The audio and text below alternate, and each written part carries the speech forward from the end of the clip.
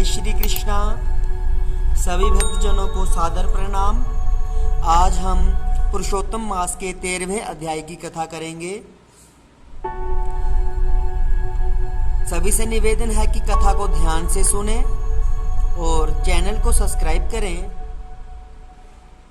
ऋषि जी कहने लगे कि हे सूत जी, राजा दृढ़धनवा को पुरुषोत्तम के सेवन से राज्य, पुत्र पौत्र और पतिव्रता स्त्री कैसे मिली और योगियों को अति दुर्लभ भगवान का लोक कैसे प्राप्त हुआ।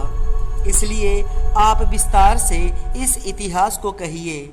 सूत जी कहने लगे, हे ऋषियों, आकाश गंगा की तरह पवित्र करने वाली सुंदर पुरानी दृढ़धनवा की कथा मैं तुमसे कहता हूँ। हे देश का चित्रधनवा नाम से विख्यात राजा हुआ। उसका पुत्र महातेजस्वी, सब गुणों से युक्त, सत्य बोलने वाला, धार्मिक दृढ़धनवा नाम से विख्यात हुआ।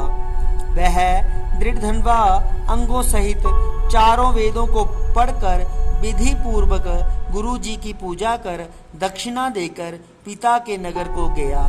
अपने नगर के रहने वालों को नेत्रों का आनंद उत्पन्न करते हुए उसने अपने पिता चित्रधनवा को प्रसन्न किया।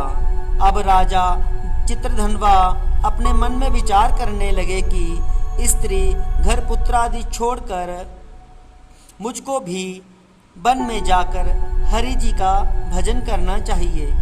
ऐसा मन में विचार कर समर्थ राजा दृढ़धनवा को सब राजपाट सौंपकर विरक्त होकर पुलह ऋषि जी के आश्रम को चला गया। वहां जाकर तप करने लगा।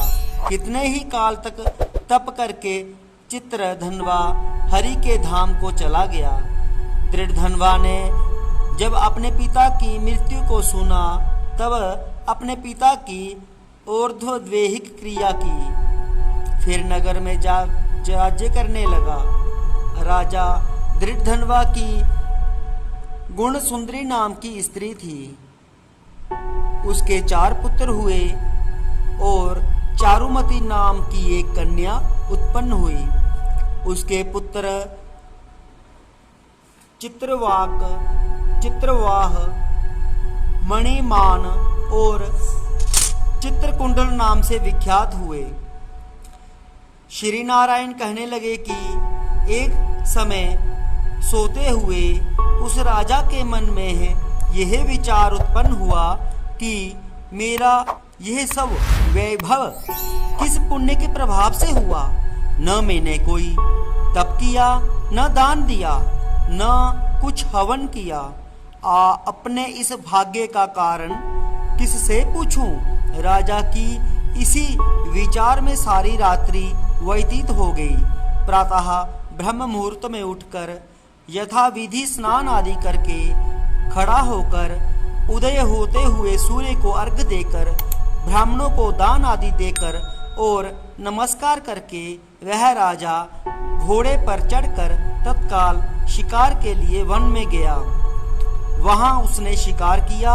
उसी वन में राजा दृढ़धनवा के बाण से घायल होकर एक मृग दूसरे वन में भाग गया।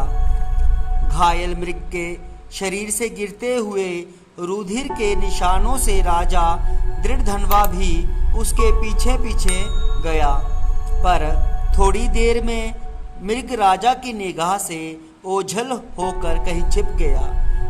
राजा ने व्याकुल होकर फिरते फिरते सागर के समान एक सरोवर को देखा। वहां पर तत्काल जाकर उसने पानी पिया। वहीं उसने अत्यंत घनी छाया वाला बट का वृक्ष देखा। उसकी जटा में घोड़े को बांधकर राजा वहां बैठ गया। वहां पर वाणी बोलता हुआ एक तोता आया। राजा को अकेले बैठा हुआ देखकर शुक बार बार एक ही श्लोक बोलता रहा। तू पृथ्वी में अत्यंत सुख को देखकर सार वस्तु को नहीं विचारता तो कैसे पार पहुंचेगा। ऐसे उसके इन रहस्यपूर्ण वचनों को सुनकर राजा को यही सोच हुआ कि बारंबार यह शुक ऐसे वचन क्यों कहता है?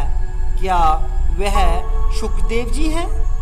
मुझ मूढ़ को संसार सागर में डूबे हुए देखकर मुझको श्री कृष्ण का भक्त समझकर मुझ पर कृपा करके उद्धार करने को आए हैं। वह इसी विचार में था कि पीछे से उसकी सेना आ गई। वह तोता तो राजा को उपदेश देकर अंतर ध्यान हो गया और राजा अपने नगर में शुक के वाक्यों को स्मरण करता हुआ चला गया। जय श्री कृष्णा। आज हमने पुरुषोत्तम मास के 13वें अध्याय की कथा की। आशा है कि सब ने कथा को ध्यान पूर्वक सुना होगा। कल हम 14वें अध्याय की कथा करेंगे। तब तक के लिए सभी को जय श्री कृष्णा।